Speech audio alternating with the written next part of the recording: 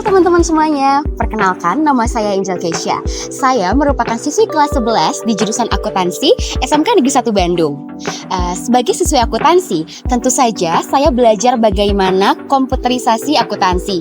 Saya sudah pernah mempelajari Excel, sudah juga mempelajari Mayop, dan juga sudah mempelajari Accurate.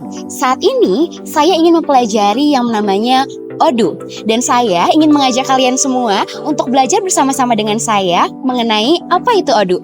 Yuk kita cari tahu sama-sama.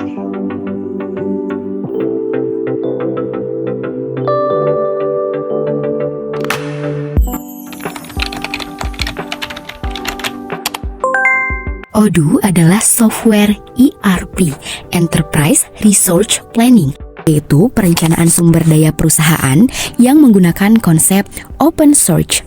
Odoo ERP menyediakan berbagai modul aplikasi terintegrasi yang dapat digunakan untuk membantu pengelolaan manajemen data dan berbagai area bisnis seperti sales, purchase, finance and accounting, manajemen inventaris, proyek, gudang, dan masih banyak lagi. Adapun cara implementasi Odoo, yang pertama, menentukan kebutuhan bisnis. Kalian dapat menentukan apakah kalian menggunakan Odoo untuk kepentingan pembelian, penjualan, ataukah untuk persediaan dan kebutuhan lainnya.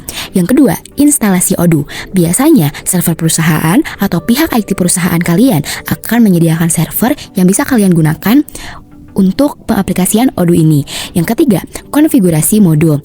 Ini merupakan konsep dari open source tadi, di mana kita bisa memodifikasi Odoo sesuai dengan kebutuhan kita. Yang keempat, migrasi data.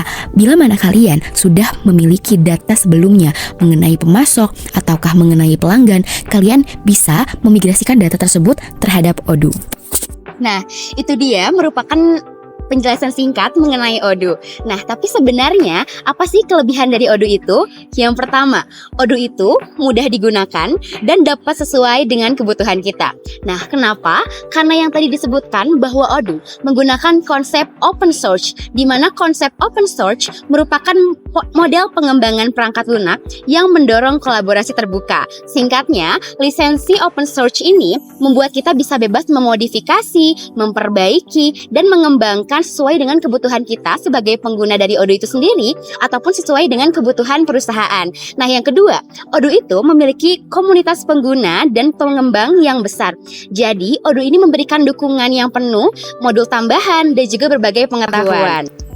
Namun tentu saja, sebagai pengguna baru Odoo, kita memerlukan waktu yang cukup lama untuk dapat mengoperasikan Odoo dengan baik, sehingga Odoo dapat menangani data yang lebih besar.